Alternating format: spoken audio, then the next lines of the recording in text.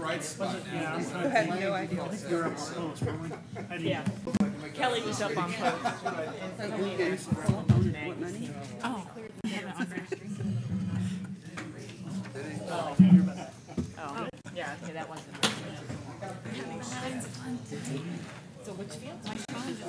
Take care of Yes, you were at Roberts. That was the first Call us down there.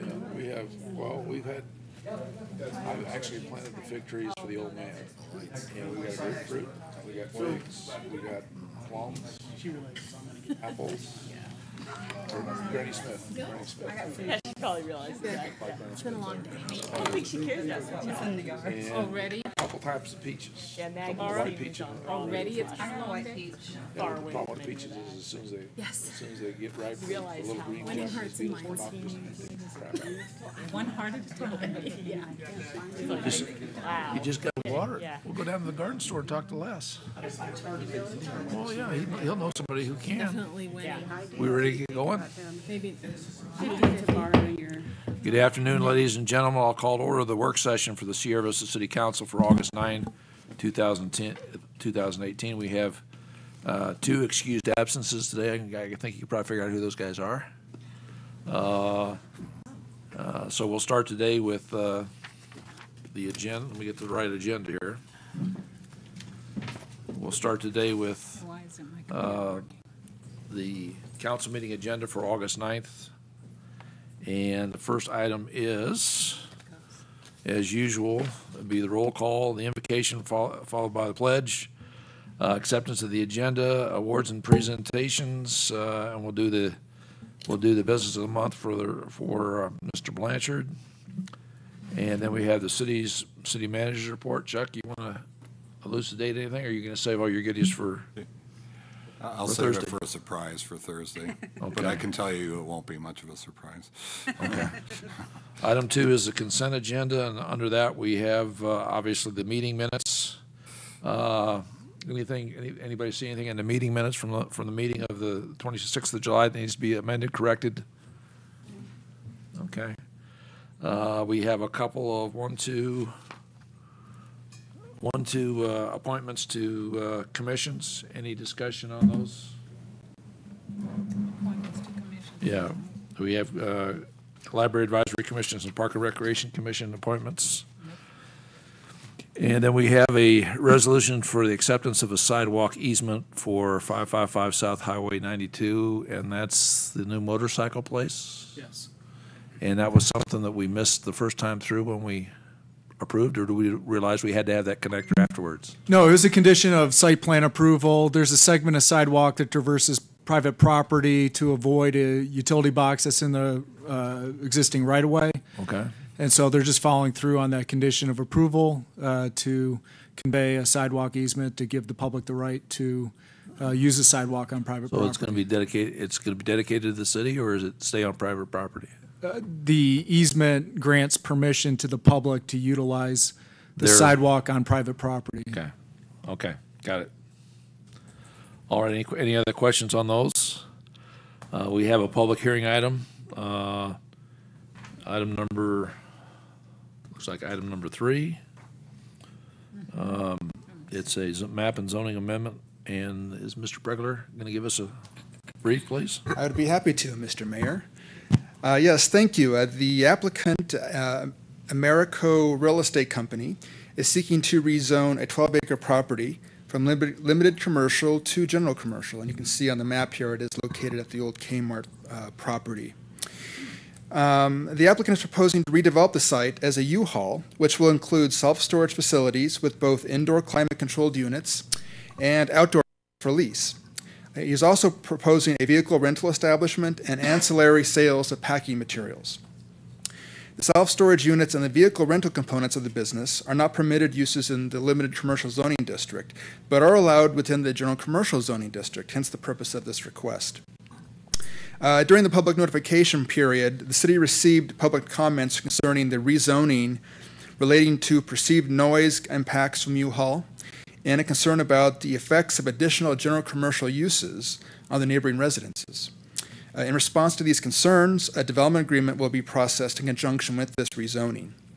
The first condition of the agreement requires deliveries along the front and side of the building only, while deliveries will be prohibited. Now, there's currently an alleyway behind that building.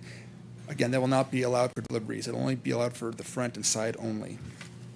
And then secondly, the development agreement will also prohibit specific general commercial uses on the property that may have an adverse impact on the residences, such as adult uses, medical marijuana facilities, kennels, outdoor recreational facilities, vehicle repair, construction material establishments, impound yards, industrial workshops and services, light manufacturing, community service uses, and heavy utility services. So none of those uses could be allowed on the property, and that would run in perpetuity. That runs with the property. It doesn't run with the property owner. So if another business were to come in, to want to develop a property, they cannot utilize these uses on the property.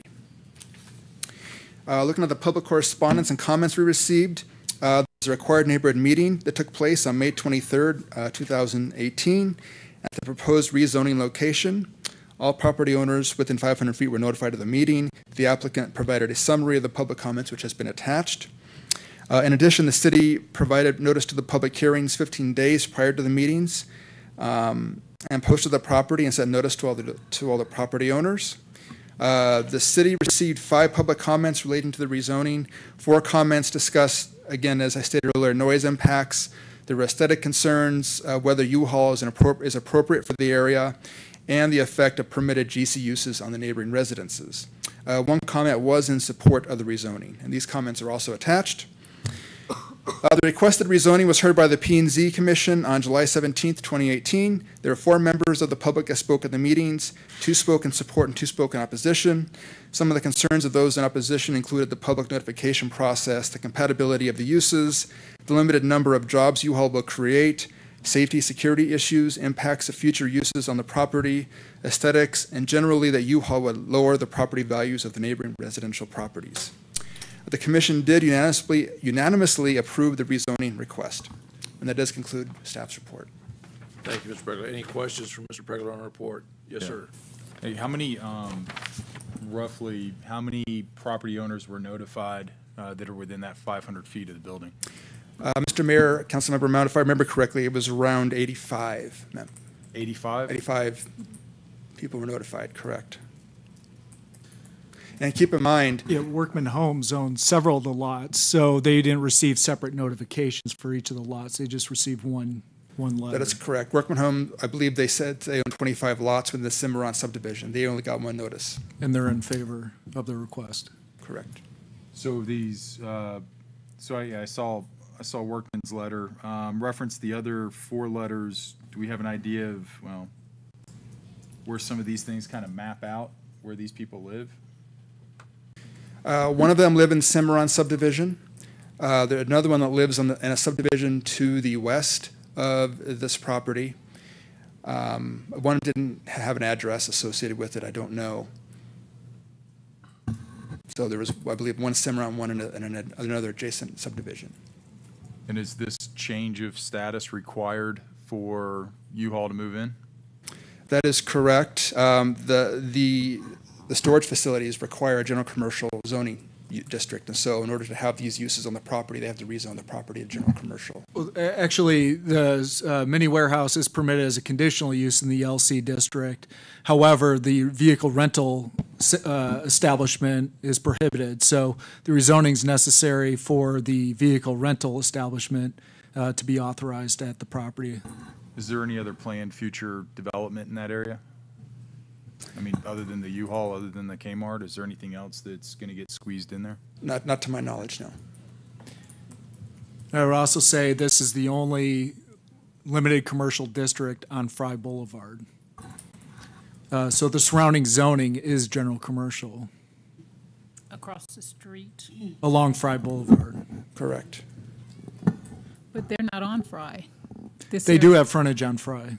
Really? That sign. Oh, okay, yeah, Oh, but, that little spot. but Okay. generally speaking, they're not on Fry. I mean, the facility's not on It's Fry. a corner parcel. But Matt, also the shopping center across on Coronado, that would also be general commercial too, where, Yes. That is Oh. correct. Where the vet Yeah. clinic is? yeah, Vet where the vet clinic. clinic and all of that, Long Realty, all that stuff. So what's the scope of their business? I mean, are they simply just doing the rentals and having some storage space, or are they doing anything else above and beyond that? Is it, Packaging. I mean, Well, it's my understanding from the Planning and Zoning Commission meeting that this site will help complement the other two sites here in town. They're going to have full rental, they're going to have the containers, and they have the retail sales. Those will complement the existing U-Haul stores here in town. So the scope of the proposed use is indoor climate-controlled storage, a couple rows of outdoor mini warehouse units, vehicle rental sales, and they'll also be doing like trailer hitches, which is a common business line they offer, as well as ancillary, just packing supplies, retail sales. okay. Okay. Thanks. Any other questions, discussion? Just a general comment about the benefit to the community to have a business like this sort of in the middle of town. What's the benefit to the community? It does have the feel of commercial right there in, and I understand these others are general commercial, but they tend to be more like office buildings than such a huge project in the middle, feels to me like the middle of town. I know it isn't really. The benefit is, I kind of agree with the person who said very limited number of jobs that will come out of this. Imagine the taxes from it would be substantial for the community. Well, it is a business, so they are going to generate taxes, and they are going to generate employment. I would agree that it's probably not the optimum use of the property based on what's there. However, it sure beats the heck out of leaving it empty and watching the cobwebs and the weeds grow. Totally agree.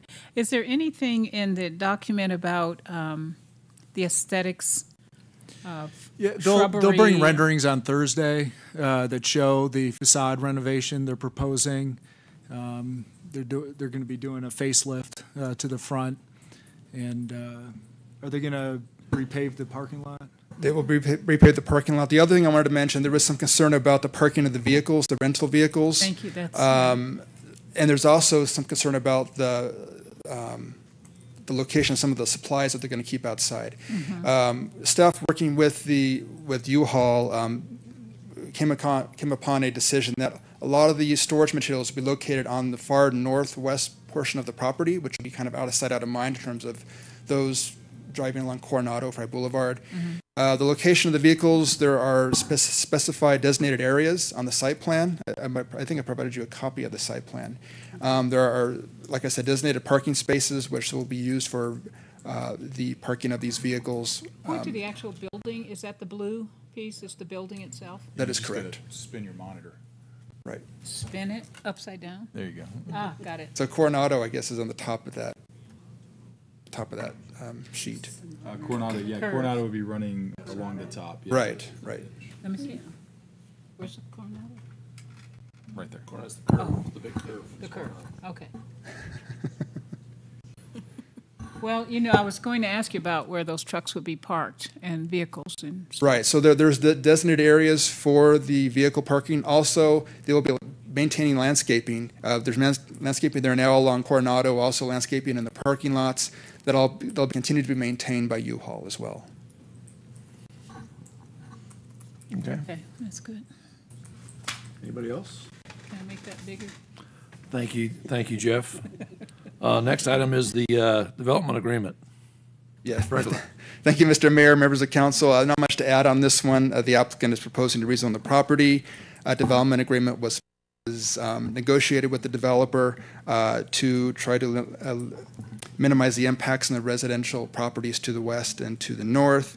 I've already mentioned these two conditions in the previous agreement, so that concludes staff's report. I got a question. Sure. So, just playing a little bit of devil's advocate here. All right. What protections, if any, do the homeowners have if this comes in and it ends up being hypothetically louder, an eyesore, blocks their views of whatever it is. They got container boxes stacked up behind their, their backyard. What consideration do they have, assuming the vote goes towards yes? Like, let's say we all vote yes, it's going to go in, it's going to do great things, but then some stuff goes south. What in the code protects them from anything? Well, there are public nuisance codes, which if we get a complaint regarding, impacts, whether visual impacts or noise impacts, there are codes in our development code and our city code which can go out and regulate those and enforce those codes if necessary. Specific to the development agreement, again, if there are violations of the development agreement, we have the ability to go in and either cite them for violating a development agreement or other means of enforcement on that. But yeah, there are public nuisance requirements that would have to be enforced if those complaints come in. In your professional judgment, do you foresee any public nuisance comments based on what we're putting in there or what they're putting in there? U-Haul's a reputable business. I don't anticipate any issues arising with their project with respect to noise, with respect to outdoor storage. Aesthetics, they've already committed to upgrade the building facade. I'm confident that they're going to want to remake it to fit their image. So, Bright orange. yeah, they're not going to want to leave it the same. Mr. Mayor? Sir. I just would like to add as well, and this gets back to the point of we have an empty building sitting there that's been there for a long time that could create problems in and of itself. But if you recall, Kmart was there, going concern for a long time. They're open late into the evenings. They were taking truck deliveries in the back. All of those things have been restricted, and actually I probably think that this will have less impact on the neighborhood than the Kmart did. I agree, by the way. Especially with respect to traffic. Yep. It'll be minimal. Yeah, and certainly less cars pulling. Any other discussion on this item? Okay, we'll move on to item number 5, an annexation. Ms. Moore. I'll handle the overview.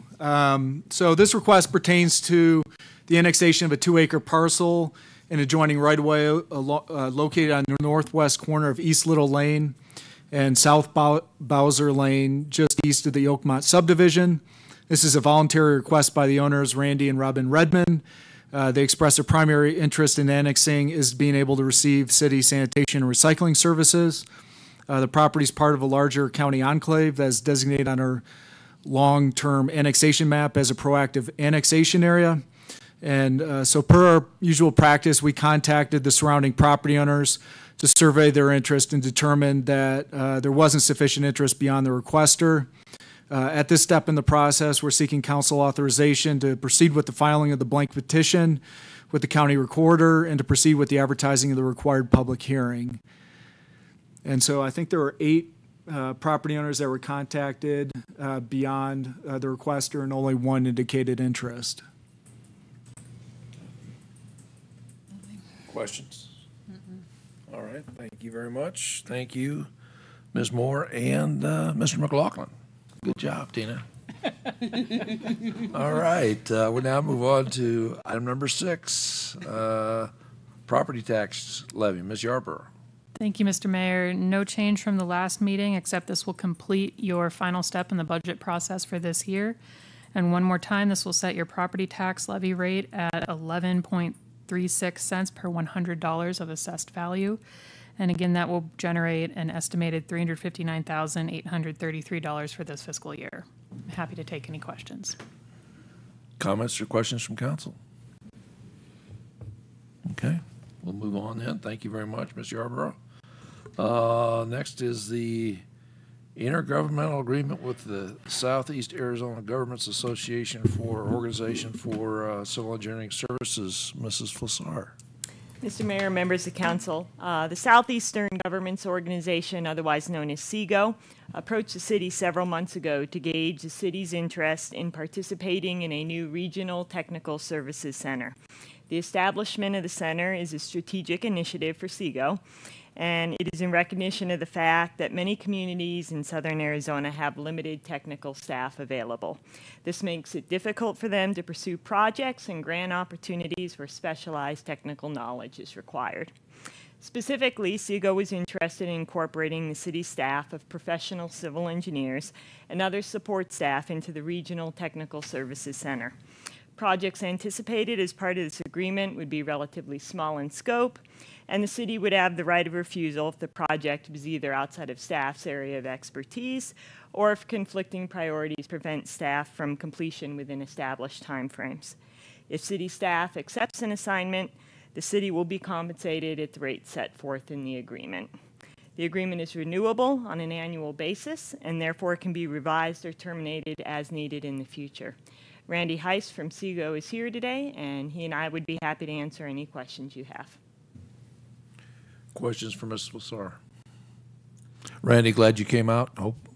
I know this is something we talked about for a couple of years on the SEGO board, and the way I look at this is we offer services for fueling, we offer services for mechanics, et cetera, all on an agreement basis for two other government agencies. And I think it's a good idea to try to help, at least if we can, some of the smaller communities in the area to get initial scopings and those kind of things for projects that they have to develop. And of course, we'll get a just compensation for it. So I appreciate the effort. Anything else? Yes, sir. Well, I do have a question now that you kind of bring it up.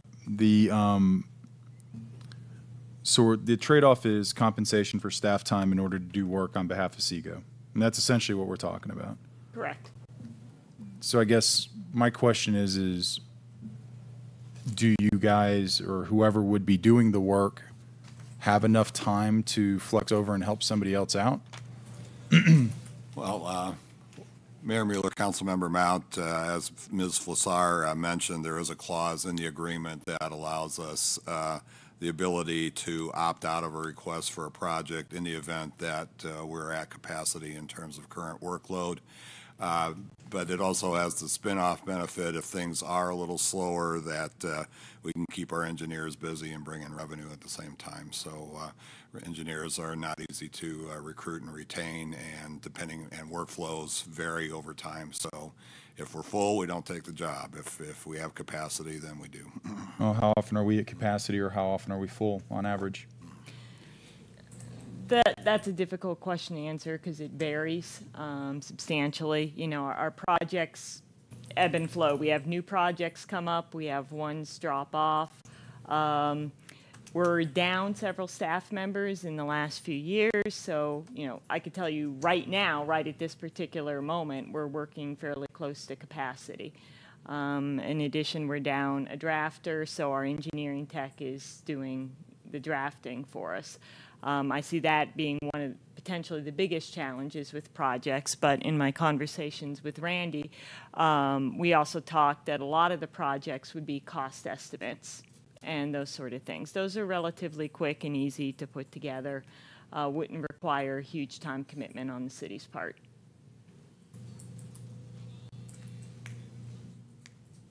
All right. Okay. Anybody else? Thank you, Mrs. Lassar.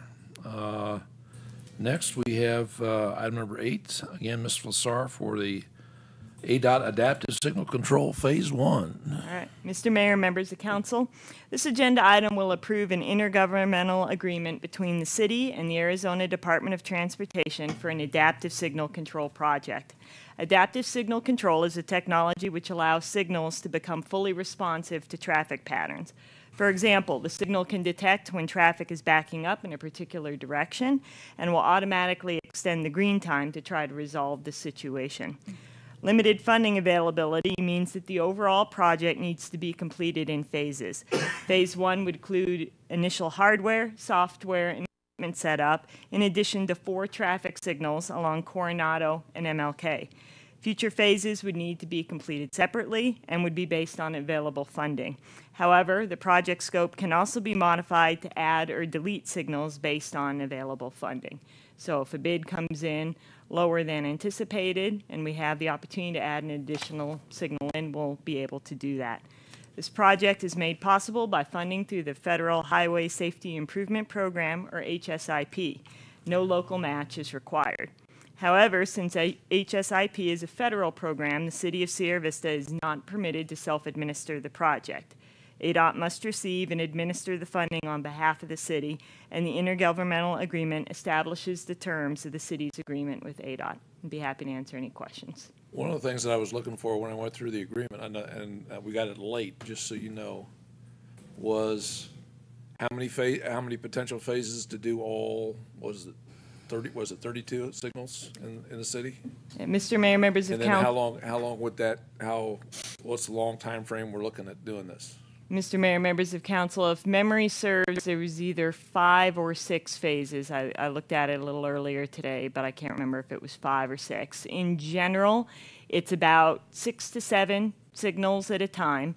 Phase 1 has less signals because it has the initial setup for hardware and software. My next question, because the initial of just under $1 million includes all the hardware, software we need to run all the signals, and it's the rest of it is just adding signals. We just basically have the hardware. That is correct. Okay.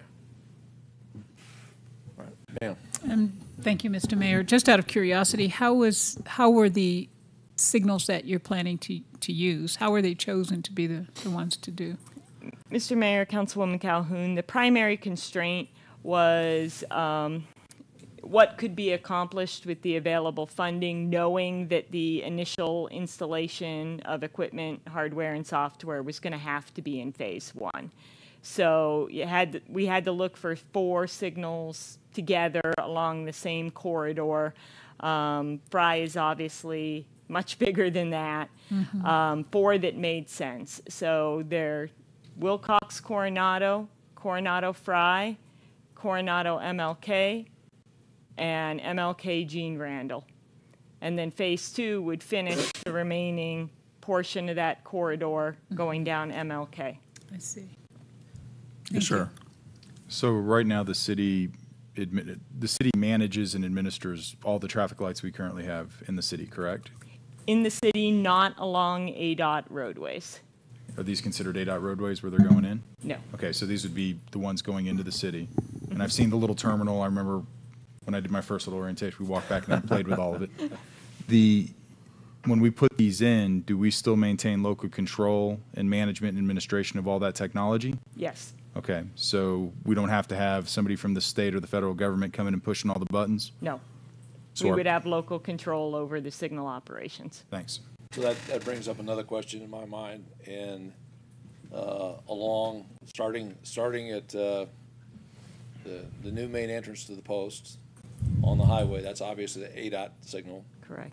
You come all the way around bypass, as you're heading south, you got one ADOT signal, you got another ADOT signal, you go to Foothills, you got another one, you got another one down by the mall, you got another one all the way down. So if we're syncing traffic to flow properly everywhere else, how do we integrate that one stretch that carries a lot of traffic through the city with the existing new system?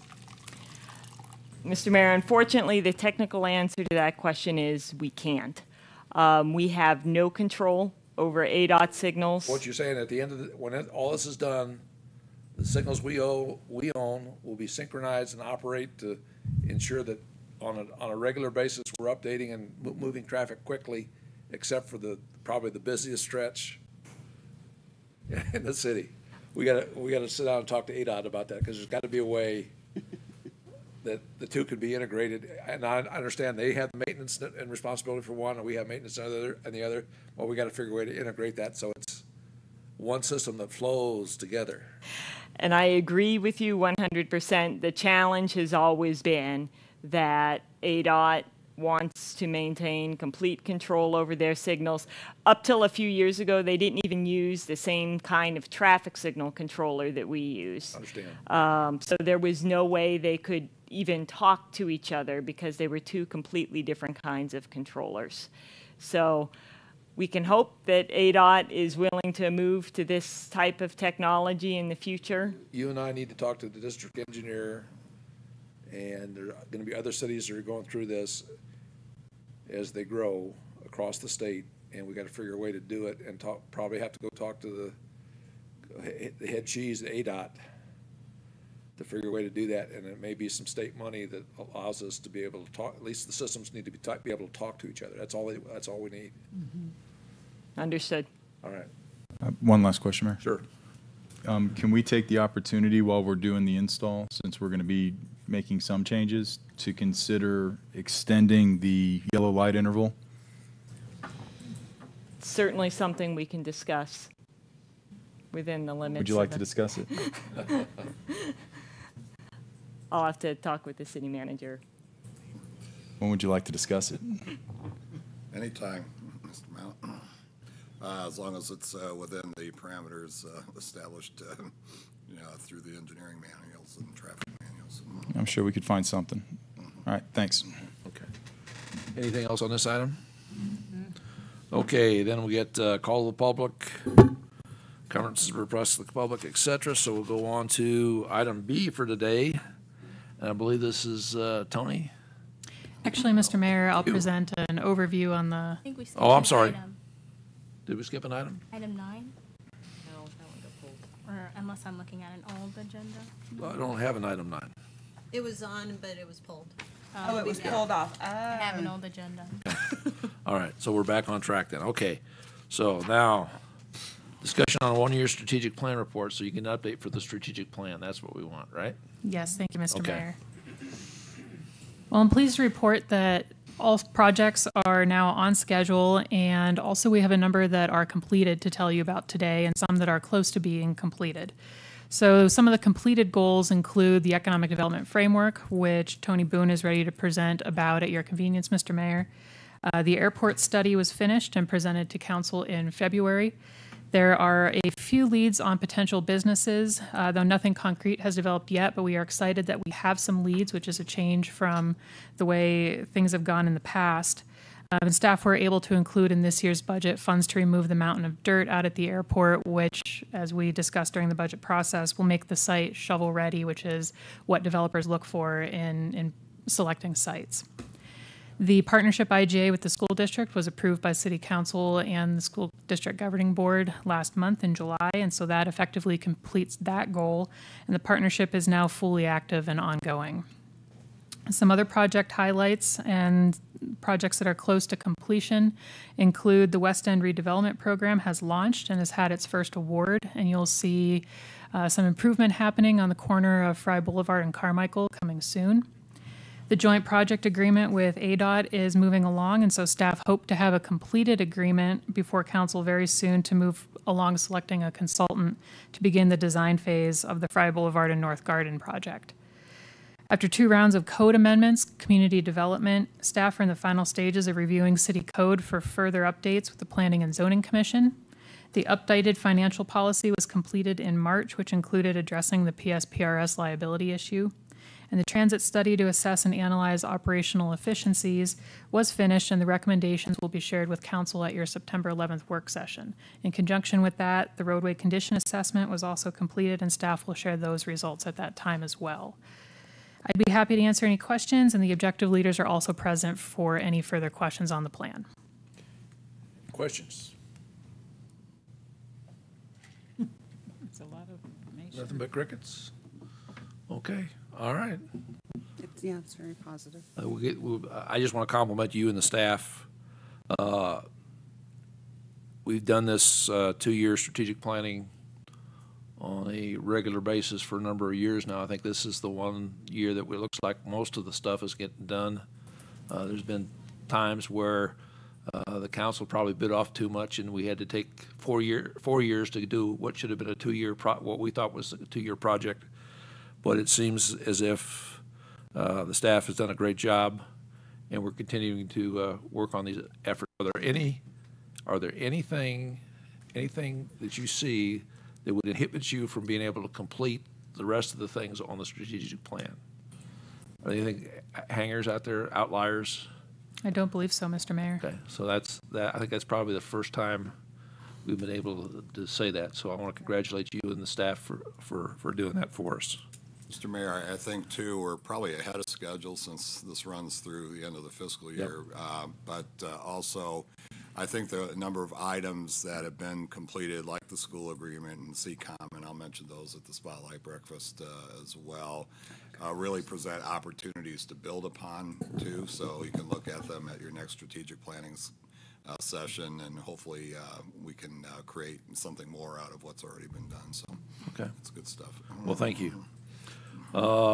Discussion on social service presentations. I think this is where we're supposed to decide whether we think we're having value from those, and whether we need to continue those. So Gwen, you want to take the lead on this? Well, I'd just like to make the comment that. I'm sorry. Whoops. Was Tony going to make a presentation? Yeah. Okay, I'm sorry. Well, Who? Mr. Boone. Okay. Sorry, Mr. Boone. But I take back everything I just said.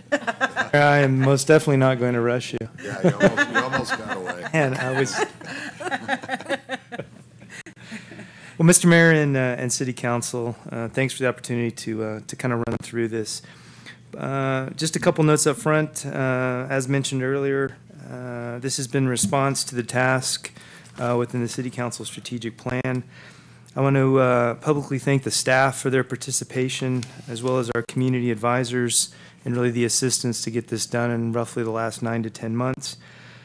We did include a hard copy what we've done in-house in your packets, but quite frankly, the intent is not to mass produce these.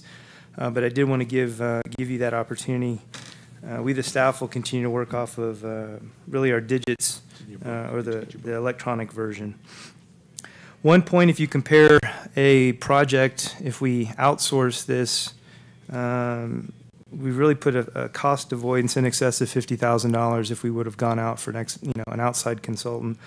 And I think more importantly is that the fact that the staff actually participated and actually owns it. Elements of it, although we're presenting today, did inform the staff from the budgetary elements of this last budget, so there was informing that as we kind of moved along.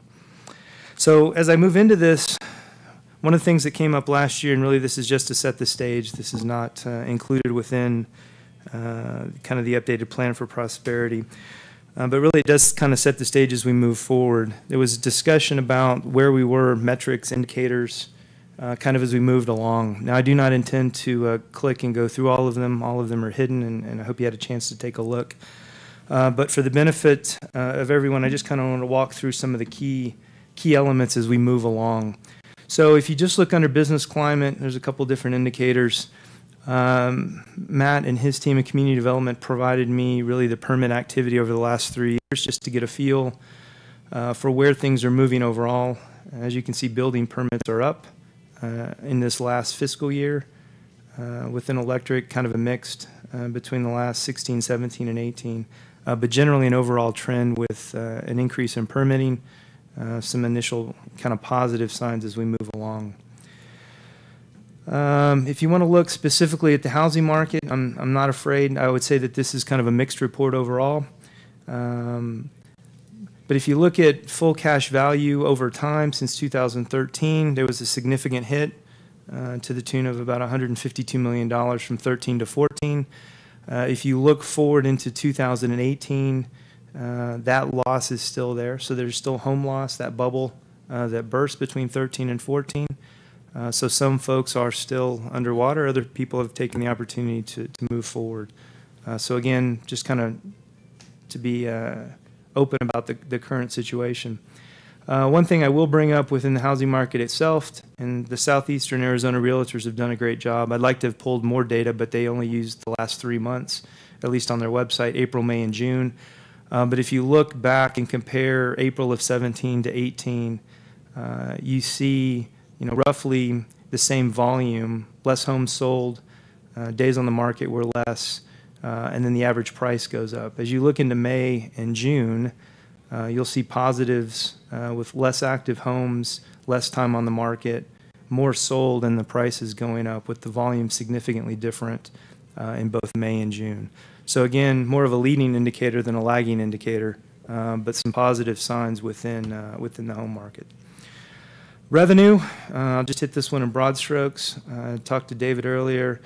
I won't jinx 18, so he told me not to. This only runs through 17. But again, some positive trends from revenue. I will note the note on the bottom of the tax change in 15 from 175 to 195. So again, as we kind of look our way through in the broad stroke of revenue, because we've talked about that before. Commercial property, I want to give Community Development, Matt's team, a lot of credit for this. Within community development, this is kind of the standard for the 9 sectors as we look at the commercial sectors across the area. I just kind of want to get that visual. Again, there's no data behind it, but they've done a great analysis and inventory for our commercial sectors. There's my mouse. So if you take that and then go forward, what you'll see, and I'll draw your attention to the bottom, if you just take on a square footage perspective, we're only at about 8.2%. Which if you look at kind of the natural rates and times of commercial property is actually very good from an occupancy perspective. But I'll draw your attention to the upper right. When you realize that 55% of our vacant commercial property is on the west end.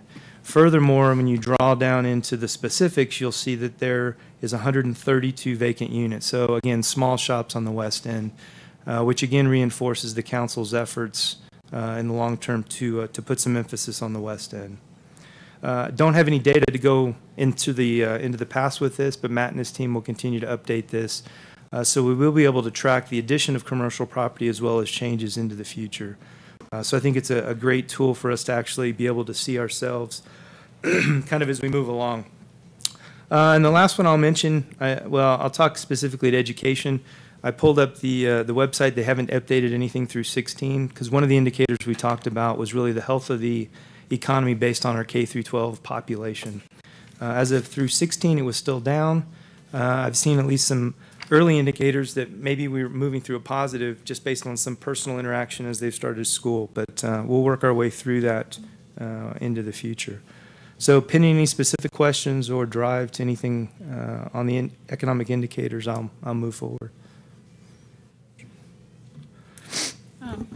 Mr. Boone, are these areas that when folks are considering moving into a community, they look at the housing market and these other indicators?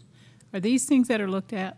Okay, Councilwoman Calhoun, yes. I mean, the simple answer, our physical presence, our data, what we look like, job availability, and I did really want to look side.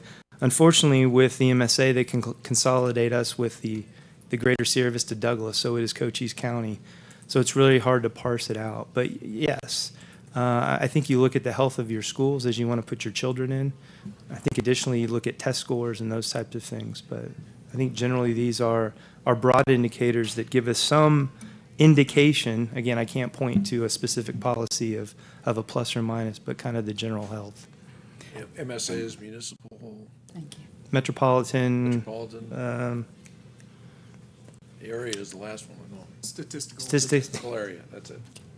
And Mr. Mayor, also, now that he's going through this, I see a gap. Healthcare is another thing that we should be tracking in terms of numbers of physicians in different areas. And I'm sure the hospital could help us with that. But, Thank you. That was another area that we know is important. So thank you too for that.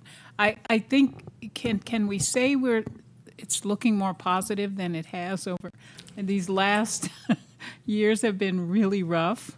From 10 to now, and Mr. Mayor, Councilwoman Calhoun, that's a good question. When we were talking about Tony's presentation earlier, he mentioned that the arrows are mixed, and we viewed that as a good thing because arrows were all pointing down before, so mixed is better than down, and now we got to get the arrows all pointing in the positive direction. So yes, it is a better, outlook than it was. Mm-hmm. Thank you. Mr. Mayor. Well, the one thing I would at least like to reiterate is, one, thank you, because you've kind of realized something that I asked for 4 years ago, and we're having a much more, not to be belligerent, but a much more mature conversation about economic development and how our resources are being spent. And then really it's not about the trends, it's about where we're at, and then where do we need to allocate resources in order to continue to move those trends in a positive direction. Whereas I think before, the idea of economic development, we were kind of lost in the wilderness a little bit because we were just kind of taking stabs or just having kind of these big, giant conversations about, we all recognize where the problems are, but we're not sure how to allocate the resources or where to move. And I guess the next step, I think, would be, based on your research and based on what you're seeing, is when council comes back up for the budget, where should we start to apply more resources in order to reinforce success, and where should we cut resources in order to just get away from failure and not be wedded to it? Mm-hmm. And that's just a hypothetical now, but I mean, that's what I'm kind of looking for here. And then to take it back to the public and say, the investment that we're putting in to this is going to pay off because we know at least where we're going. Mm-hmm. No, Councilmember Mount, I agree. I mean, the reality is if we can't see ourselves, it's very difficult to make a decision. And I don't know if that translates in a military sense. We talk about the ability to see ourselves. And again, I was attempting to find the statistics that we could find. I will put this is probably a good place from the caveat perspective. As we moved into the strategic plan, from the staff's perspective, we didn't put budgetary restraints. So I'll put that up front. So you'll see 6 objectives. We didn't say, hey, you can't do that objective because you don't have enough money in your budget. We included each of the areas, and the staff can tell you what we've been budgeted for, what we think we've been resourced for, and what we haven't. But again, I think we can make better informed decisions as we move forward. Okay. All right, you've seen an element of this chart before. Really, we took 4 or 5 slides. We took the advisory group's comments, kind of pulled this together into one simple format. And really, the things that I say we'll circle are really going to be nested within the 6 objectives.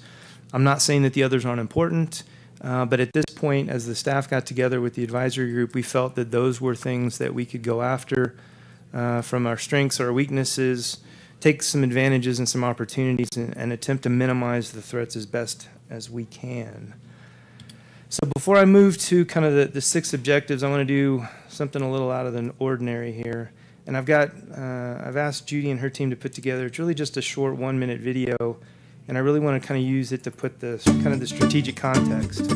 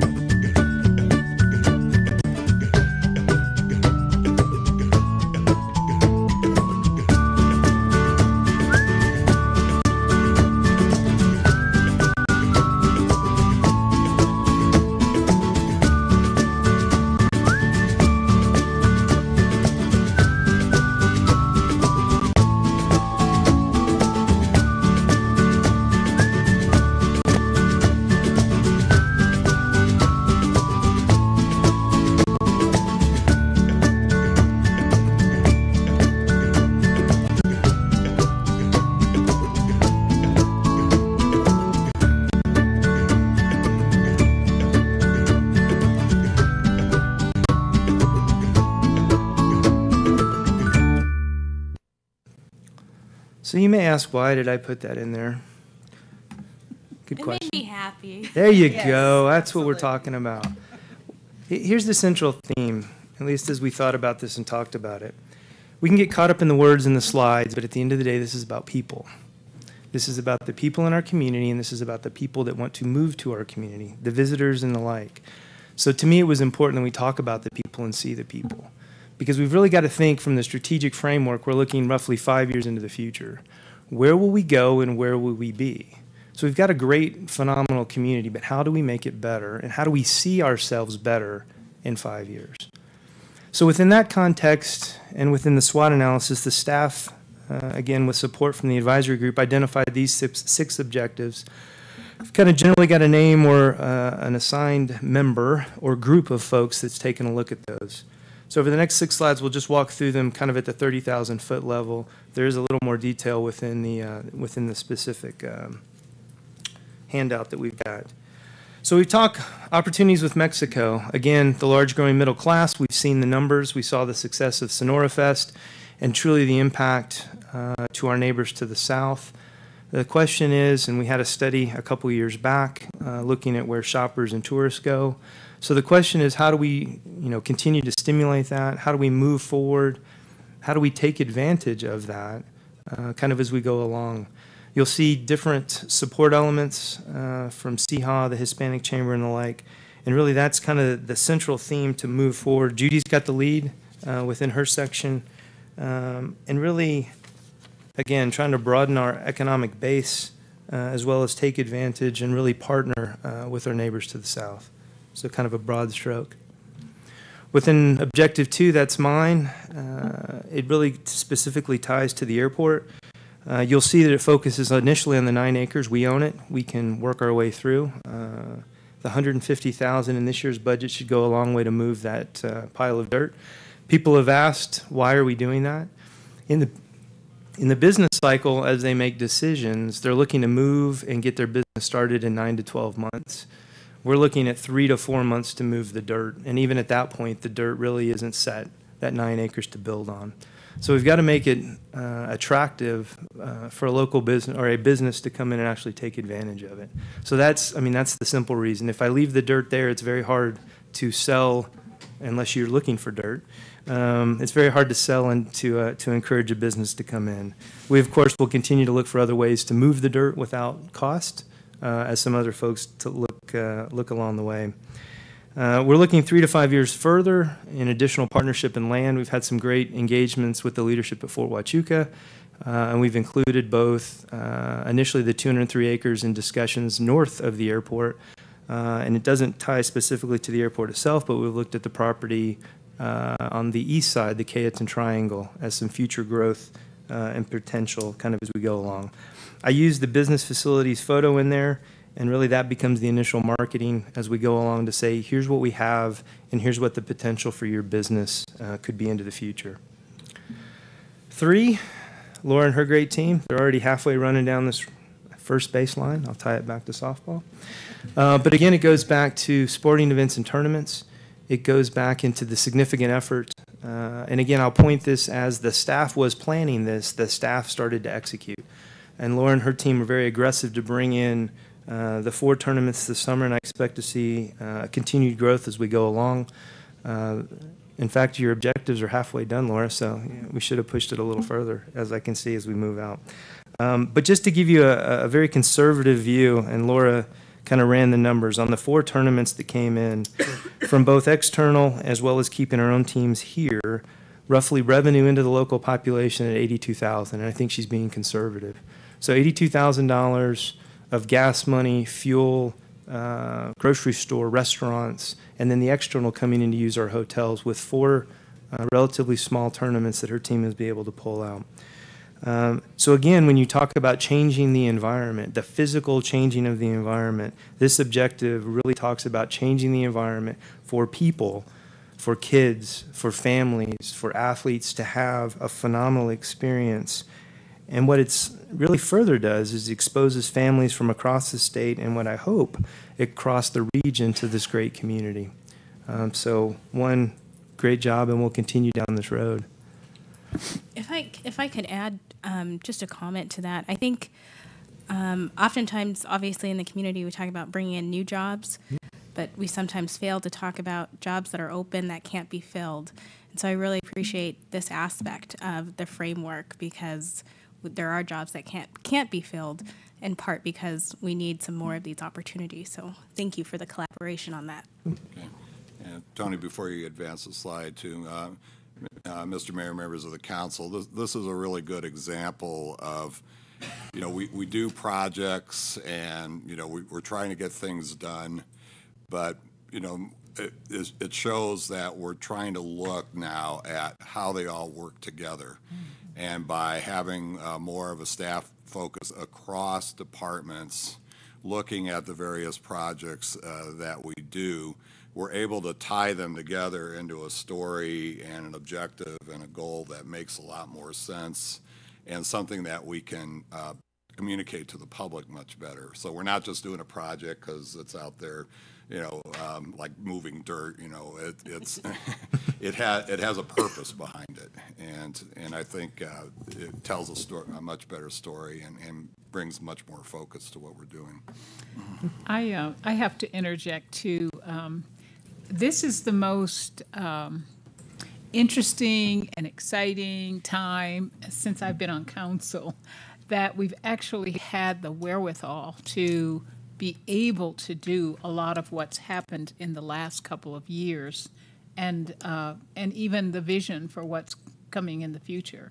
It's just exciting to be able to hear all the real positive things, and that our engineers are at near capacity right now, when for so long there was not very much for them to do. So I just had to throw that in. And of course, everybody working together on these things is just fantastic. So just to add to what you said, Chuck, and thank you. So within Objective 4, really this is a continuation in many ways. But with the significant, and again, I refer you back to the 55% vacancy, really this kind of supports the efforts of council in previous iterations to make it more convenient, safer to walk, as well as that comprehensive strategy on infill. And community development's taken the lead on this one. But we've talked about really both the security and the enhancement, and it's a significant change to the physical environment. And again, I'm going to keep hitting that drum because we talk about changing the environment. And again, it's not that our environment's bad. I mean, we live in this phenomenal community. But let's take it from phenomenal to exceptional. I guess I should have planned that one better. But again, really trying to take, if you go back and look at some of the documents, and this is where we struggled, some of the words that they used were vibrant. Some of them they used were a place with many choices. How do you quantify that? And at the end of the day, I think that really goes back to the people and to really changing the environment. So that's how we, the staff, kind of approach this as we've moved along. But really a significant focus as we go forward within Objective 4, and there's been a lot of great work already taking place in that area. Within 5 itself, if you don't know we're here, you don't show up at the front door. Let's just be honest. If you don't know we're here, you don't bring your business here.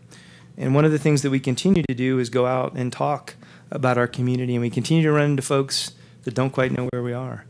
The reality is if we bring them here, if a sporting event, and for those parents in the room, you followed your children all over the world probably, to come down and see what this great community looks like. So that again, it's all tied together and part of this. And again, as we look through the awareness, both in the state of Arizona and nationwide, and the other one goes back to the positive perceptions. What people say and what people write and what people post means something. Let's just be honest. Mike and I deal with probably every other week or so a potential business owner calls us with a very interesting perception, and I'm not going to repeat them. I've kind of made the commitment not to repeat them. But an interesting perception or misperception of this community. And we've taken it on as our effort to walk them through the facts, the reality of this situation. So again, I would say this includes both changing the environment, but changing the virtual environment with an Objective 5, both how people see and how people feel about our community. And 6, now this one's a little different. The audience changes when we go from 1 through 5 to 6, and really the task and who's reaching into this one. But I want to point to the last line of that, highlighting growth. I want to talk positive. I want to talk about the future. There's tremendous capacity, and I know from a personal belief and personal knowledge that we have great excess capacity on Fort Huachuca. We have some phenomenal mental capacity. We've got phenomenal facilities. And I want to change the tone, or we want to change the tone with it in this to take advantage of that excess capacity and really walk our way through some significant growth. Again, the audience for this is really the decision makers, both inside the Pentagon as well as our political officials. So election's going to come up. That'll change kind of our representative Senate.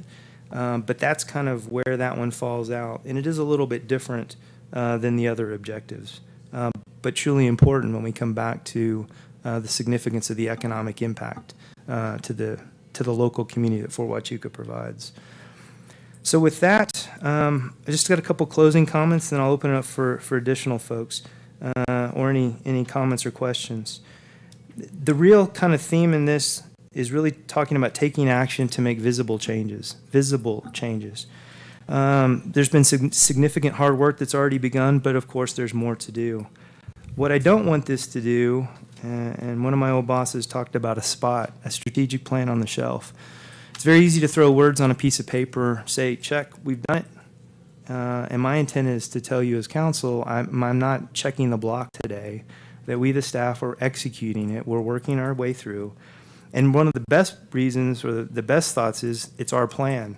We developed it with the community. So we have the ability to change it as the environment changed to move our way through. But again, this is community driven.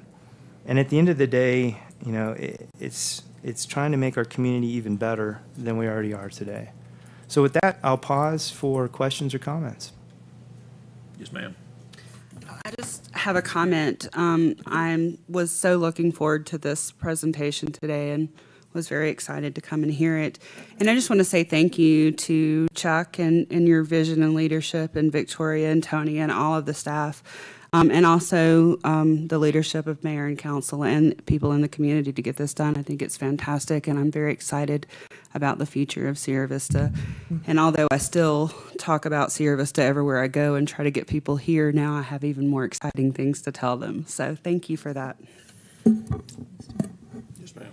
I echo Rachel's words, but also I want to add that as we go out and talk about the community, I think it's really important that we have essentially one voice around the efforts that are being made. And so I think if we, and I'm not quite sure how we accomplish this, but if we have talking points, so to speak, and I think the handout would help us really a great deal with that, but even something shorter that helps us to be able to say things like, well, you know, our housing market is mixed, but we're definitely seeing an upward trend. You know, words to that effect. Our commercial capacity is blah, blah. And I'll tell you, you know, oftentimes we travel around the state and other places, and we're always talking about Sierra Vista. People have accused us of being ambassadors, which we are essentially without, yeah, and we should be. And you never know who you're talking to. So the lady on the bus next to me could be the wife of somebody who is looking for a place to have a business where it doesn't snow on the ground a lot. So, so anyway, that's said all that just to say, in having these talking points or the booklet, but in a shorter form, it's very, very helpful to me. And I know it's not something you can do every 6 weeks, but it's very helpful to have those. So when there's important points that you want us to know, and I think this goes to everybody, if there's a way for us to get that information or have it maybe underlined in the executive report or somehow, just that these are points that we really want the community to be aware of and for you to use when you're talking about the community. So that booklet will be very helpful to us, and other information that you're able to give to us. I think that's pretty much. I just want to tie on to that, maybe in the executive report, just a, you know, spotlight of the month about the city might work for us to have something like that. Just a short statement. Yeah, I guess I got to go back and ask a few questions just for clarity, because I don't want to make assumptions. You made a comment, referenced the video about highlighting the people. Was that in direction for the marketing direction, or I guess I'm confused. You did a transition between the slides to the video, and you said you wanted to highlight people and not words on paper, and I'm just trying to find out. No, I think as we approach this, no, it's not so much a marketing piece. Well, there is a marketing slant to it, too, because it comes back to the experience that people have. whether that's our residents, our neighbors, our friends. If I take, what happens on a softball field or a tournament, how people experience the community is extremely important. The reason I tied the video in is we, the staff, kind of got together and we looked and we said, hey, these are some great objectives, and there's 6 of them, and they have a kind of a tactical feel. Again, not to throw in my Army terms, but they're concrete. We went back and looked at the strategic things, and it said vibrant, and it said, again, a place with many decisions. So the intent of the video was just to go back and take a look and say, hey, look, where are we at? Where can we be, and where do we go? And really at that central theme, it's people and their experiences. And really that's kind of, when you take the word vibrant, that's the way we see vibrancy as we move along within the community. Yeah, and I'm good with the video. I don't have a problem with that. I think the one thing that I want us to see continue to do is improve. And, I can only go back to 4 or 5 years ago when I first, at least started campaigning, and we were going through all the forums, and look, the Plan for Prosperity and everything else was out there. But if I look back then, people were patting themselves on the back saying what a great economic development effort we had, and there wasn't really one. Mm-hmm. And what we have now is, I think, is a very good forward direction. This is a work session. Normally these types of things we'd love to sit around and talk around and behind closed doors, but it's going to be public, and it'll be public. So I don't want anything that I say to be misconstrued as being negative. I'm very proud of the improvement and where we're at. I said it yesterday that I like this team. The one thing that I want us, though, as a council and as management, and it goes back to a comment that was made, and I know I voted against their strategic plan on that comment, is I don't think that we can have a fully formed plan without at least knowing the scope, the schedule, and the cost. And there's got to be some limits, or else we're not going to be able to allocate resources effectively or do our job and have accountability. So one of the things that I would ask is, if we start to go through, I love all 6 of the issues that are up here. I think those are specific enough that we can go after them, we can target them, but it's going to require resources to be effective, not to use my military terminology. But we have to be able to go back and say, and be honest and say, I like the video. Judy, I like the video. I really do. I think it's professional. It looks fantastic. How much resources do you need to produce 5 more, 10 more? How much did it cost to do this? And what's the result that we're looking for? And I agree with you. The perception that goes on in this community is heartbreaking. I was talking to people at work today, and I'm on a soapbox, but that's the work session. I was talking to people to work today, and I said the biggest challenge that we have is something like rants and raves, where you get a brand new business that moves in and is immediately within 24 hours getting slaughtered because people are now telling them how to run their business. And it sucks. Excuse my language. But I do recognize the investment that we're putting forward here today, and I do see the improvement. What I don't want us to do is take this and say, we're there, it's the plan, it's ready to execute, without really knowing what the costs are going to be and what the intended results are going to be. Because that's something that sooner or later somebody's going to come up here and say, I need another $100,000. So I guess the next question I have is, I'm glad we got metrics. They're great. Now we have to be able to measure against. When can we find out what it's going to cost for you to put this thing into overdrive so that we can see the results? I think realistically, honestly, in a work session, we, the staff, have talked about what's in the current budget and what is not. I'll give you one simple example. Moving the dirt and preparing the land on the 9 acres, advertising the 9 acres and pushing that out, that is in the budget. I believe we have the resources to do that. If we go after the 203 acres, we're going to be north of $150,000. It could be north of that when you start talking NEPA and environmental issues and other concerns. If I may, for instance, Judy isn't resourced currently on the Mexico side. Really, to go into Mexico, that is not in the current budget. So if the question is, can we do that, the answer is yes. And we, the staff, will go through the 6 objectives and say, here's what we can do under the current budget, here's the shortfalls, and here's our estimate of what we need. I won't go through all of them today. For instance, Laura is going to push this pretty far, but eventually her staff and her resources will run out. Right. And I think those are the pieces that I think that we need, is a council that has to approve those resources. And I agree with you. And so, yeah, what I don't want to do is put it all on paper and say, this is our plan, and then come out 6 months later and find out we haven't had any success because somebody was afraid to stand up and say, hey, I'm out of people, or I need 250K to accomplish the vision that you're signing off on. Because I don't want to sign off on something and then find out that we don't have the resources to execute. And the other thing, I'll bring this back maybe to council, and this is a little bit of philosophizing, but I think it's important. At the end of the day, for economic development, it's got to still be about the money that's coming in and out of the community to some extent. And I say that, and I'll use just something that I get reminded of every day. I don't work for free at my job. There's $1 million plus worth of salary sitting in here and staff alone. And we've got council who's got thousands of people who elected us up here on most of us on a promise of economic development, which means margins are going up for some of these business owners that are investing here in this community. So I just want to make sure we're not patting ourselves on the back too much, but I love where we're at. And I think the next step so we can start doing that is let us know what you need so you can be successful, and let us take the accountability if we can't do it.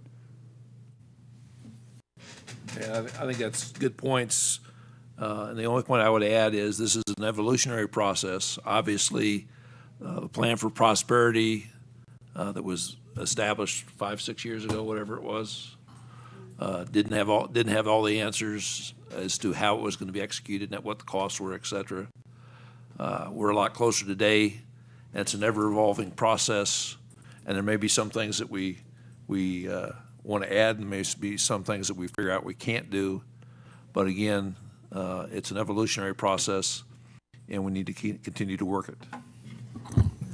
Sir. Mr. Mayor, the other point too, which isn't really in Tony's purview in terms of the plan, but we have issues like our water issues or issues pertaining to taking care of streets. And, even though those are, you wouldn't think are economic development, issues per se, they can have a very detrimental effect on our overall efforts if we don't take care of those things. So there's additional cost out there, but it's more on the defensive side. I've been to conferences in Tucson with site selectors, and complaining to the Tucson officials about their streets and their infrastructure, and if that was better, that might be a better place for them to move a business. So those are things we need to pay attention to as well. And I think we say that our streets are better, so they should come here. No doubt, but, no doubt about that, but I see where we could use more resources there too. Wendy, do you have something? Yes, of course. And it always seems that there'll never be enough resources because there's always more that we can do. But part of what I hear when you lay these things out, when we talk about our streets, when we talk about public works, is we have to have the plan out there. Otherwise, we don't know what we're aiming for. And once that part is laid out, then we go beyond that. And if we keep that vision forward of all the things that we want to see for this community, then we have a better picture of what we need to plan for, what kind of dollars we need to move forward time after time after time. That it won't all happen at once.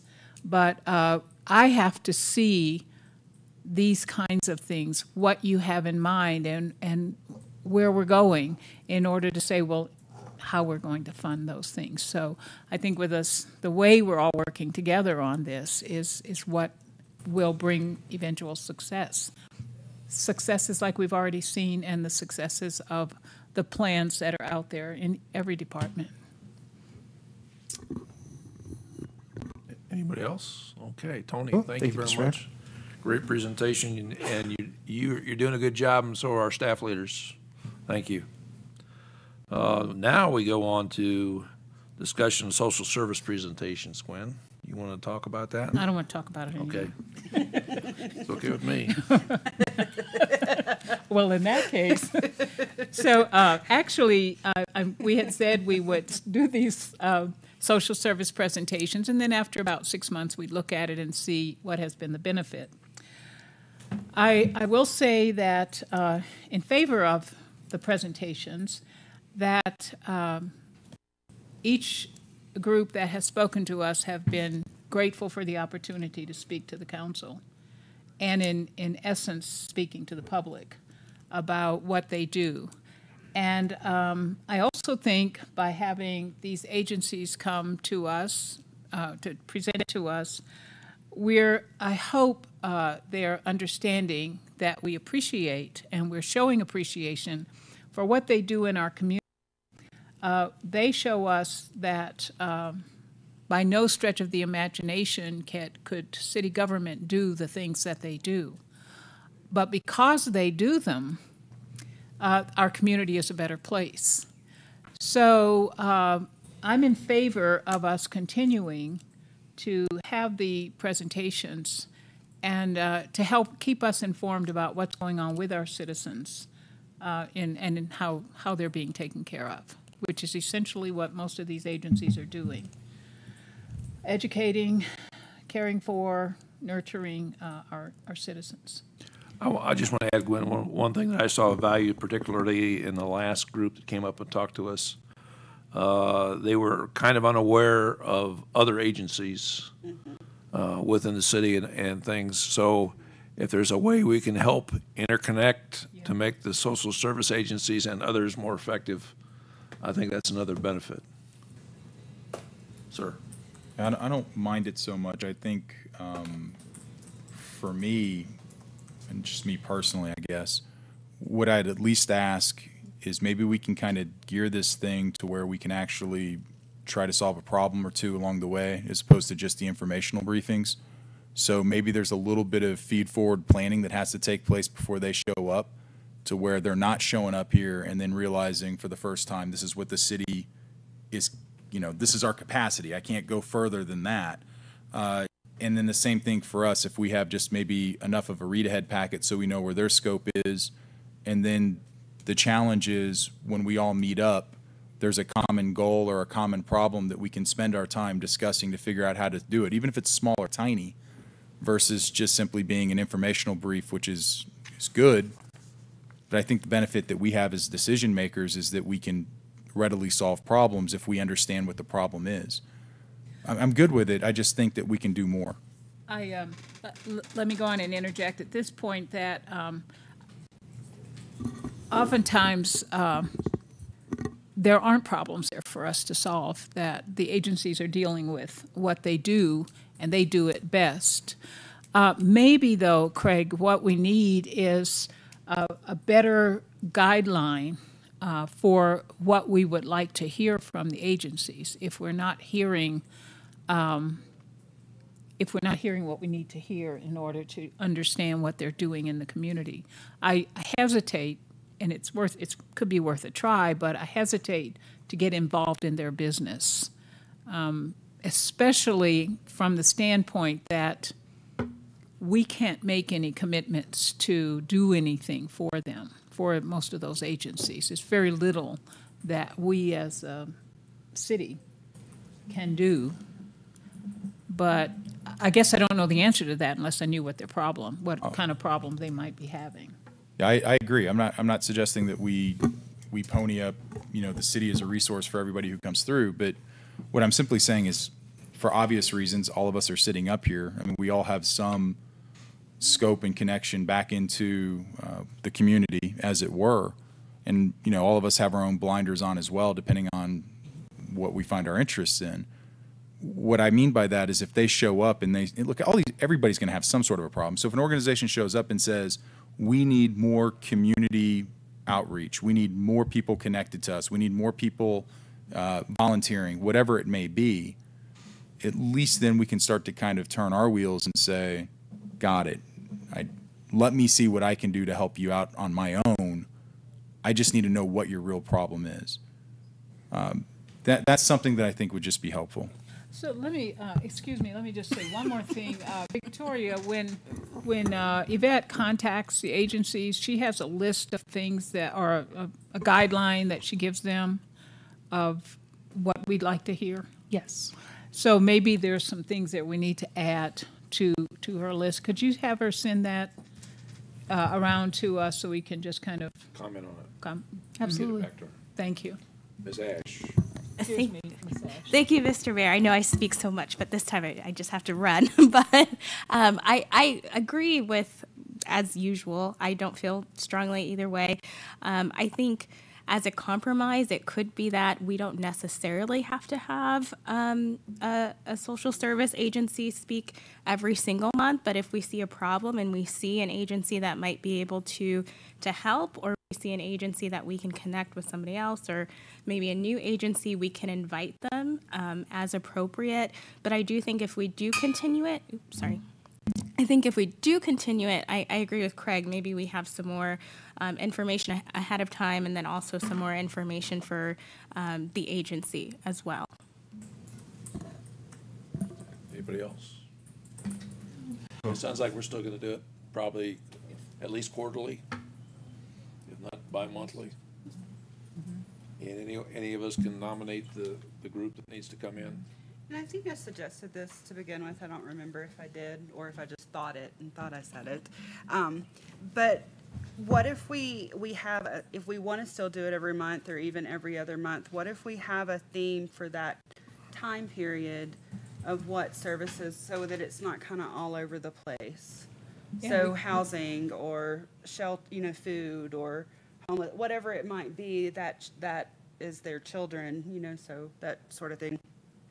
So that it kind of has a theme throughout that time period that might help us focus more. And as we're talking about connecting them together, because then they're all kind of in the same time period and are hearing about each other. Maybe can I go? What if we got really crazy and we came up with like the things that we've identified as problems, and then invited in a group of these people who specialize in solving those problems and say, collectively, what can we do to solve the problem within the city that we represent? I'm just thinking that maybe there's a different approach in general, where it comes kind of the scale of economics of using resources that we just don't have, or we don't have the expertise, but maybe a collective body of these groups do, and we just turn around and target it and say, hey, city manager, or hey, staff, or us, this is what we want to look at for this quarter. How do we solve this? How do we move the needle? And then invite everybody in for a work session and do it. Can I have Matt, don't we have continuum of care? Can you talk about that for just a little bit of what that is? Because I feel like what they do is what Craig is kind of talking Probably about, so. that they already Yeah, do. well, they're really focused in housing and homelessness. There are other nonprofit agencies that deal in other areas that wouldn't be covered by the continuum of care. Well, they meet bi-monthly. I think what Mr. Mount is talking about, though, is the city taking an active role in partnership for nonprofits, social service agencies, et cetera. And obviously, there may be I don't want to say obviously, there may be a need for some leadership and establish partnerships with that. But really, the way to do that is some type of an outreach, at least an initial meeting with an outreach. It goes beyond more than what Gwen originally proposed. And it would have to be an outreach and trying to develop partnerships within the city with all the different agencies. Which the Legacy also does. Well, I know, and there's other groups that are attempting to do that. Yeah. The question is, does the council want to attempt a leadership role in that? I'm not suggesting necessarily that we're the best suited to do that part at all. Right. I'm just simply suggesting that if we're going to do a work session, what I'm trying to figure out is what work are we going to do with the groups that we're inviting in. And that's kind of the big, broad question. And my understanding is initially when this kicked off was to provide information pretty much to the council people. It wasn't. Essentially, that's what it started to be, to inform council of what the agencies are doing in our community and how they're benefiting our citizens. The other side of that, which I don't know if I talked about it at the beginning, was because they do so much for the community, it's a way, in my opinion, for the city government to show appreciation by having them have the opportunity to just talk about what they do. And that sort of has been the feedback. We love talking about what we do, and we're really happy to be able to be sure that the city government knows about it, and also because it's televised, that the community gets to know we're out here and this is what we're doing. So it wasn't really to accomplish solving anything. Well, if you're okay with that scope, I'm good with it. I'm okay with that. I didn't know if you were asking to go further or not. No, So no. we could really go a long way with this if we wanted to do that. I'm happy with what Gwen's suggested. too. I concur. And Absolutely. you know, if at some other point we come up with another way, or if people ask, there's an ask for something different, then we can consider that too. Okay. So thanks.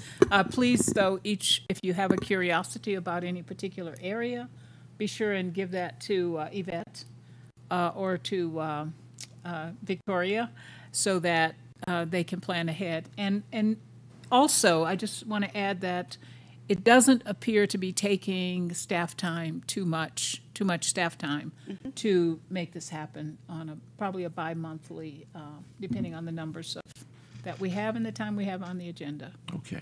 Thank you. Anything else on this item? Okay. Recent trips, meetings, and future meetings. I think there's a city mayor-managers meeting on Thursday at noon in Douglas. Really? And then, of course, next week is the League of Cities. Say more Or about week after, that. week after. Manager lunch? It's in Douglas. I think it's at 12 at the what's the hotel there? The Gadsden. Oh, okay. And you should have your secretary should have that information. Anything else on trips, meetings, future meetings? And Sir. Is there any way to get read ahead for the showcase?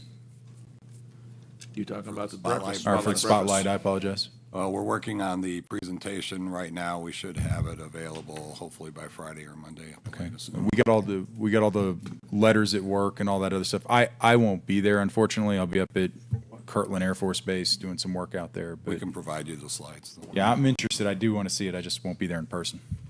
I'll be there in person, but I'll be asleep. So. Sleep. Yeah. Gwen? Okay, sorry for that little. I want to make just an announcement for a future meeting, which is not a city council meeting, but Arizona Town Hall. We are going to have a community town hall. There was one last year on education. The one for community town hall this year is on criminal justice in Arizona. So the date for it is October 4th, so you have a little bit of planning time, and advertisement for it will go out very soon. But October 4th at Cochise College in the evening from 5 to 8 to get the community of Sierra Vista and surrounding area to give their input on their views on criminal justice in Arizona. And the community town halls inform the state-level town hall. Plus, we develop our own document that generally expresses the concerns of the community that we can work with at some other point, or agencies in the community can work with. So that's coming up, and I really want to encourage members of the community, all areas of the community, to attend this, to give your input to Arizona Town Hall. Okay, are we ready? That's that. We ready to go to board and commission updates? Yes. Any board and commission updates? Guess what? Haven't had any yet. I have a document Hit it. here. Do we have time? Hit it. Go for it. Okay. I think, did everybody get their copy? I didn't think to make copies ahead of time. Let me just give you an overview of this, and then what I'm going to ask is that I did send it out on email, and I'd like to put it back on the agenda for our next commission meeting. And this is some ideas I had. You know, we've talked about the fact that the council will has the opportunity to task commissions. So I have several things here that I want to cover. So I'll just read from my document. Community and commissions need to have a better understanding of the fact that donations to commission activities are tax deductibles. I'm saying that tax deductible. I'm saying this because there's some confusion on some commissions about raising money. So I clarified this with management, and just so that our commissions understand, donations made to a commission are tax deductible. Donations are activity specific. can be. Well, they need to be done, they need to be done the right way to the cities and the, yes. And they go into a fund for Fund, that that's right. commission. And always. And they stay in a fund for that activity. And always Okay. consult a tax attorney, Yeah. please. Donations do not, and now, you know, this is for conversation, so donations do not go in the general fund if they're earmarked for an activity and a commission. So we want to make this common knowledge in the community so that the community understands they can make these tax-deductible donations to the city. Got it? Okay. I'm just looking for feedback. Council members could make a stronger effort to give feedback to the council on what their commissions are engaged in doing, what concerns their commission has, what suggestions, recommendations they have. We could consider a form that would organize specifics. That's something else. Or we could consider having the commissions, or a commissioner from a commission could consult with our council. Rather than give that year-end report that we seem to have this sense of that it's really not being that effective for us, we could just have them come in every couple of months as they need to or wish to and just talk with us about what they're doing and what they're thinking about. They could attend the council meeting and talk with us. Do we need, as a city, to redouble our efforts to build a cadre of volunteers to assist with specific projects and activities? I know we have something out there about volunteers. Do they have, is that list about, do you want to work on this? Do you want to work on this? Do you want to work here? Do you want to work in this department? Is that how it works for volunteers? Mr. Mayor, members of council, we utilize an online service called Volunteer Match, and it posts open job or open volunteer opportunities for the city and how people can go about applying for them. Okay. And I know council members sometimes say at our meetings, you know, we need volunteers, or we would like to have associate members on various commissions. And I think we just need to keep doing that and build that cadre again. As a matter of fact, in the last executive report, it appeared that our volunteers are down. I don't know if I read that right. You don't have to answer that. I'll just go back and look at it again. I know Sharon's been actively talking about building volunteers for public works in various areas. So I think we just need to continue doing that. And if you want to say something, just interrupt me because I don't stop once I get going. I'll say something. Okay. So when we did this subcommittee thing a year ago, it was you, myself, and Rachel, which thankfully we're all here, so we all have our own So I know that I put forward an initial plan that I spent some time on that would have solved some of these problems by consolidating the commissions. And then before we had a chance to really roll it out, somehow I had a bunch of commissioners come in and just chew my head off that I was basically getting rid of their commission, and they got kind of territorial about it.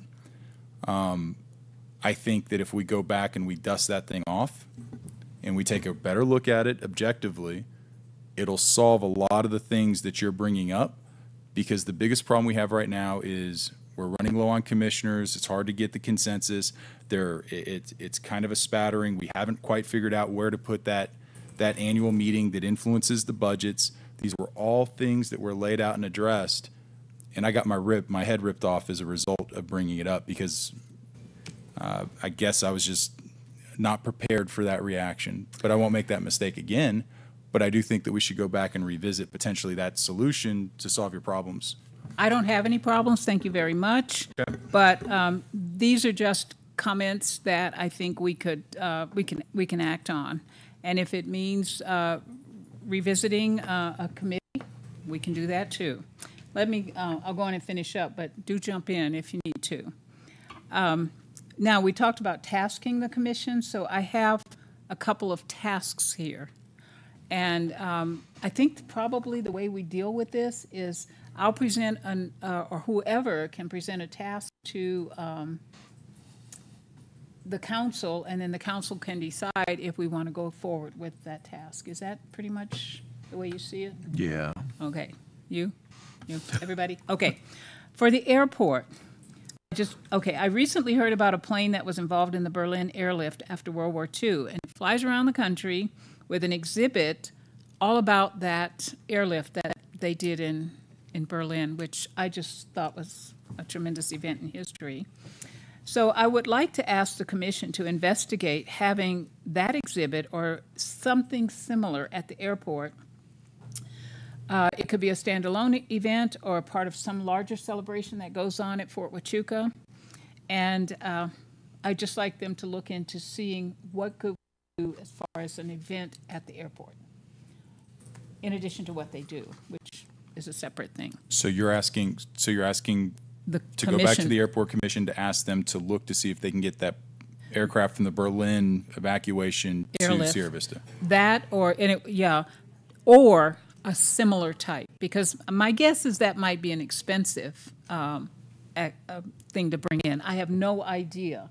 So my idea is, do we ask the commission to look into having an exhibit of some type at the airport? We can certainly ask them, but the other thing is you're dealing with history too, and the question then becomes what should, if any, be the role of the city museum to assist in doing that exhibit. And I will tell you, when you talk about expensive, you're absolutely right. We've been the city museum has been involved with at least one already Smithsonian exhibition. The society has raised money to do that. There's another one that deals with water that's coming soon. Again, not inexpensive, but again, because the society is there, they're helping them with costs, so it's not all burdened by the public. So those are big, large projects, and I think in a project like that, you really need to, if you're going to go to the airport commission, you need to see if there's a champion on the airport commission, because I'm not sure having historical exhibits is technically part of their charter, their normal charter. But again, if you have a champion there that's willing to work that issue, then that's maybe possible. And that's why we need to just go ahead and bring these things out and discuss them, because it may not be originally on their charter or what we asked them to do, but every single commission, does something along these lines. But anyway, that was just one thing, and it was tied into economic development too, to bring people into the community too. Okay. I'll take it to the airport commission. We have an airport commission meeting this week, at least as of for right now. We're not sure if that'll stay put, but yes, we're over. And we'll figure out how to do the scope. And the same thing with the other two commissions, because those are both mine as well.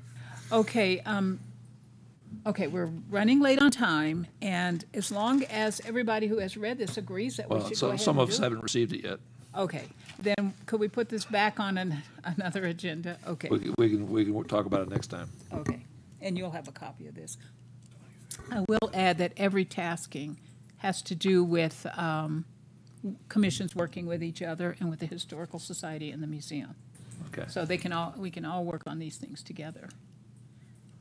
Okay. Okay. I have a couple more, but I'm not going to go in since we're over time. But quick, if you can do them quickly. Well, quickly. Quickly. Oh, and every department head knows, because every time I've talked about these things, they've said something about the grants that are out there. If we have plans in place, if Airport Commission should say, why don't we do this? There's probably a grant out there that they could at least apply for. And that means doing things way ahead of time. You have long-term planning, Yeah. absolutely. Okay, arts and humanities, there's all kinds of events, and I know they're pretty busy right now looking at murals, and that was part of what the suggestion was. Also, there's a couple of places, a couple of agencies, nonprofits in Tucson that are Southern Arizona agencies, and They're spending all their money in Tucson. They need connections down here in order to bring what they do and the monies that they get to do them. They need connections down here. So our Arts and Humanities Commission, I would like them to go out and make connections with some of those Southern Arizona nonprofits that are working out of Tucson and call themselves Southern Arizona, but they're not down here. I recently worked on reading grants for the Arizona Commission on the Arts, and it was amazing to me the number of Southern Arizona agencies or nonprofits that call themselves Southern Arizona and talk about Southern Arizona but don't have contacts in our city. So I think that's one thing Arts and Humanities could do, is look into who those agencies are and be a contact. And I will add at this point, okay, I know everybody's getting tired of this, but I will add. We have different that- concepts of quickly. Okay. All right, I'll finish up at our next meeting. Well, we haven't gone 15 minutes over yet. Not yet, but we're getting there. We still got to, Jill hasn't told me to stop yet. we still got to Okay. go to future, yet the future issues for the next work sessions, et cetera, there. And I Yes. think we'll get done with that, we're going to be about done. Thank you, Mr. Mayor. Since there's no second meeting in August, at your September 11 work session, we have an update from the Tri-Advocates scheduled. The transit study recommendations and the pavement quality index will be discussed. I also wanted to point out that the personnel rule update after a year and a half will be on the agenda, so that will be on your council agenda for discussion.